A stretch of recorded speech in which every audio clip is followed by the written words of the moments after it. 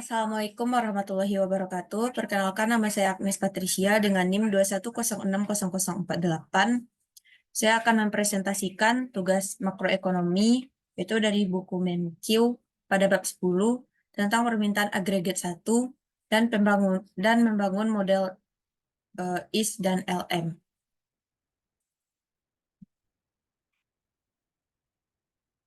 Pada model Keynes. Latar belakang dari model Keynes diartikan berbeda-beda oleh banyak orang. Hal yang berguna untuk memikirkan model Keynes, buku teks dasar sebagai perincian dan perluasan dari teori klasik, perputaran uang variabel dan harga kaku, mencerminkan kepercayaan Keynes bahwa kelemahan model klasik berasal dari asumsi terlalu ketat tentang perputaran konstan serta upah dan harga yang sangat fleksibel. Model permintaan agregat pada permintaan yaitu AD dapat dibagi ke dalam dua bagian, yaitu model IS dan dari pasar barang dan model LM dari pasar uang. Model Keynes menunjukkan apa yang menyebabkan kurva permintaan agregat bergeser dalam jangka pendek. Ketika tingkat harga tetap, pergeseran kurva permintaan agregat mengarah pada perubahan pendapatan nasional. Model permintaan agregat yang dikembangkan di bab ini disebut dengan IS dan LM, merupakan interpretasi utama dari kerja Keynes. Model IS dan LM mengambil tingkat harga yang ada dan menunjukkan apa yang menyebabkan pendapatan berubah. Ini menunjukkan apa yang menyebabkan bahkan AD bergeser. Pada kurva di bawah ini, yaitu tingkat harga P atau price dan pendapatan output atau disebut dengan Y, di mana harga dari Y meningkat ke Y1 dan meningkat ke Y2 pada kurva permintaan jangka pendek. IS-LM, model permintaan agregat. Model IS atau investasi dan tabungan dari pasar uang. Sedangkan model LM, likuiditas dan uang dari pasar uang.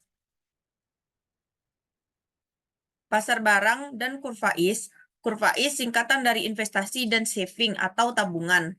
Memplot hubungan antara tingkat bunga dan tingkat pendapatan yang muncul di pasar uang dan jasa. Pasar uang dan kurva LM. Kurva LM atau singkatan dari likuiditas dan money atau uang. Memplot tabungan antara tingkat bunga dan tingkat pendapatan yang muncul di pasar uang. Karena tingkat bunga mempengaruhi baik investasi dan permintaan uang. Ia adalah variabel yang menghubungkan dua bagian model, yaitu IS dan LM. Model menunjukkan bagaimana interaksi antara pasar-pasar ini menentukan posisi dan kemiringan kurva permintaan agregat, dan karenanya tingkat pendapatan nasional dalam jangka pendek. Dalam General Theory of Money, Interest and Employment, pada tahun 1936, Keynes menyatakan pendapatan total perekonomian dalam jangka pendek ditentukan sebagai besar oleh keinginan belanja rumah tangga, perusahaan, dan pemerintah. Semakin orang ingin belanja, semakin banyak orang dan jasa yang perusahaan dapat jual. Semakin banyak yang perusahaan jual, maka semakin banyak output yang mereka pilih untuk diproduksi, dan semakin banyak yang mereka akan pilih untuk dipekerjakan. Jadi, masalah selama resesi dan depresi menurut Keynes adalah belanja yang tidak cukup. Perpotongan Keynes adalah usaha untuk memodelkan wawasan ini. Selanjutnya yaitu perpotongan Keynes.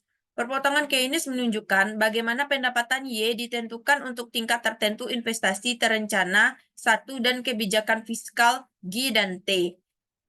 Kita dapat menggunakan model ini untuk menunjukkan bagaimana pendapatan berubah ketika salah satu variabel eksogen berubah.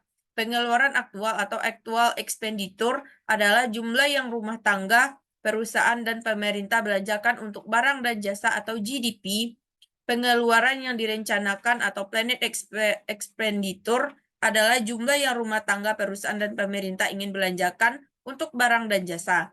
Perekonomian ada di equilibrium bila pengeluaran aktual sama dengan pengeluaran yang direncanakan atau Y sama dengan E pada kurva di bawah ini. Pengeluaran atau E dan pendapatan output pada kurva Y.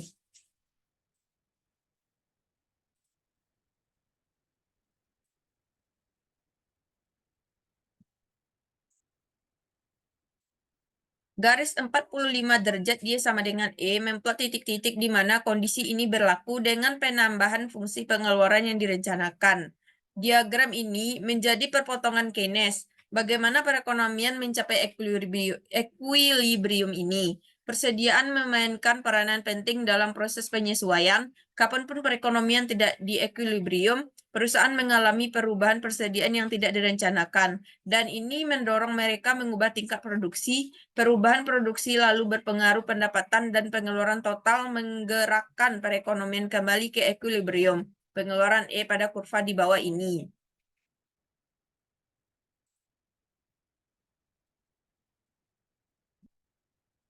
Perhatikan bagaimana perubahan belanja pemerintah mempengaruhi perekonomian. Karena belanja pemerintah adalah salah satu komponen pengeluaran, belanja pemerintah yang lebih tinggi berakibat pada pengeluaran direncanakan yang lebih tinggi untuk semua tingkat pendapatan. Lihatlah pada kurva di bawah ini. Di mana pendapatan atau output Y, kenaikan belanja pemerintah delta G meningkatkan pengeluaran yang direncanakan sejumlah itu untuk semua tingkat pendapatan. Equilibrium bergerak dari kurva A ke B, dan pendapatan meningkat dari titik A ke B, dan pendapatan meningkat. Ingat bahwa kenaikan pendapatan Y melebihi kenaikan belanja pemerintah, yaitu delta G. Jadi kebijakan fiskal memiliki dampak pengganda pada pendapatan. Kebijakan fiskal dan pengganda.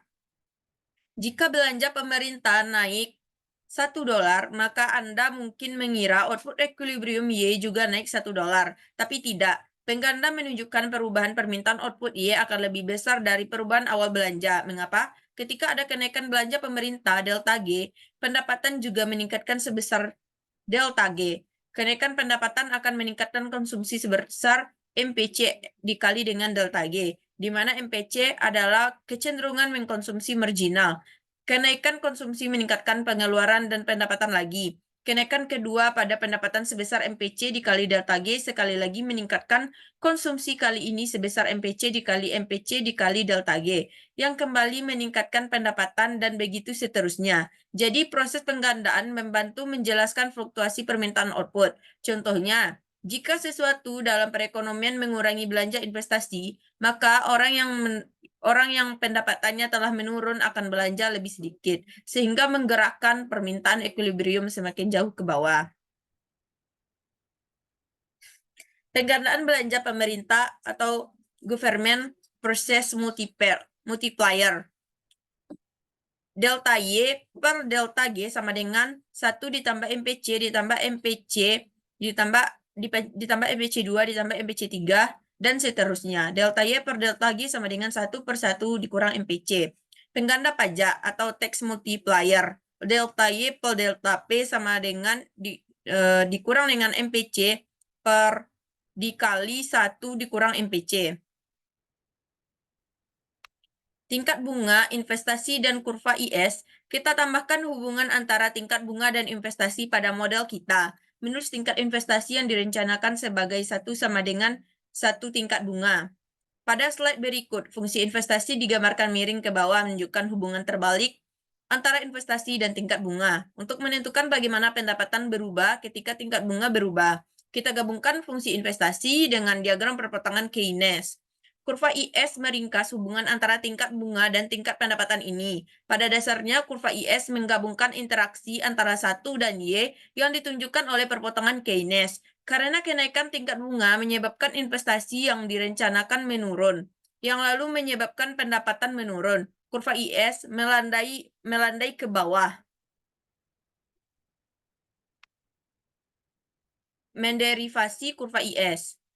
Kenaikan tingkat bunga pada grafik A menurunkan investasi direncanakan yang menggeser pengeluaran direncanakan ke bawah pada grafik B, dan menurunkan pendapatan pada grafik C. Pada gambar B, yaitu perpotongan Keynes, dan C kurva IS, dan pada gambar A yaitu fungsi investasi.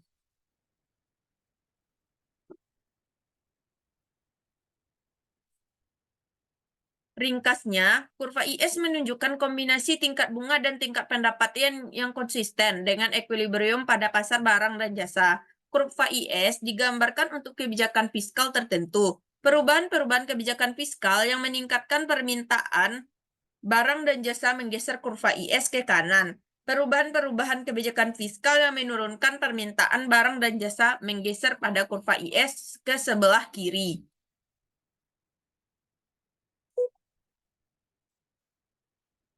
Pasar uang dan kurva LM. Sekarang kita telah menderivasi bagian IS dan AD.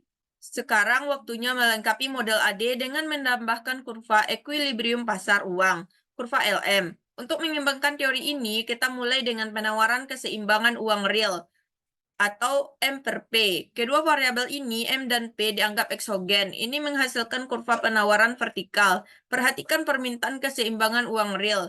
L. Teori preferensi likuiditas atau Theory of Liquidity Preference.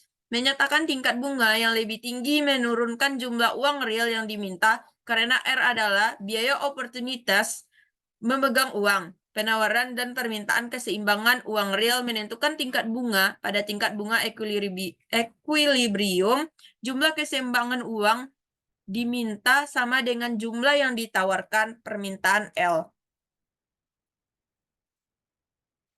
Equilibrium pasar uang. L sama dengan M per P.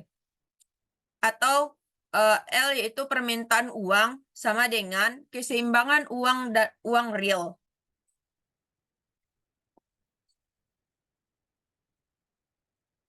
Permintaan uang, M per P demand sama dengan L R dikali Y. Jumlah keseimbangan uang real yang diminta berbanding terbalik dengan tingkat bunga karena R adalah biaya oportunitas memegang uang dan berbanding lurus dengan pendapatan karena transaksi yang diminta.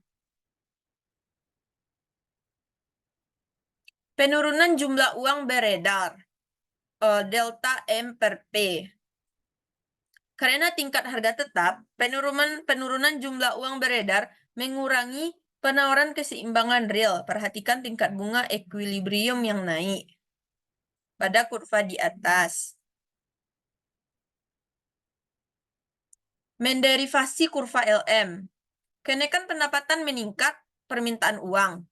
Yang menaikkan tingkat bunga ini, apabila kenaikan pendapatan meningkat, maka permintaan uang akan meningkat. Disebut kenaikan permintaan transaksi untuk uang pada kurva LM, meringkas perubahan ini dalam equilibrium pasar uang. Menggeser kurva LM. Kontraksi jumlah uang beredar menekan tingkat bunga yang menyeimbangkan pasar uang. Mengapa? Karena tingkat bunga lebih tinggi dibutuhkan untuk meyakinkan orang memegang jumlah keseimbangan real lebih kecil akibat penurunan jumlah uang yang beredar.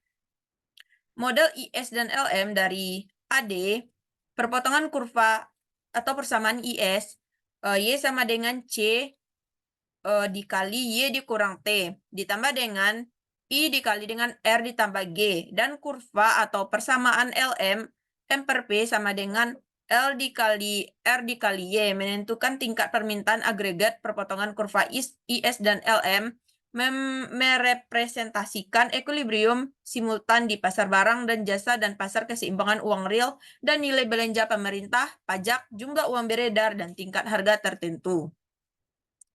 Baiklah, mungkin itu presentasi saya pada hari ini. Sekian dan terima kasih. Saya ucapkan Assalamualaikum warahmatullahi wabarakatuh.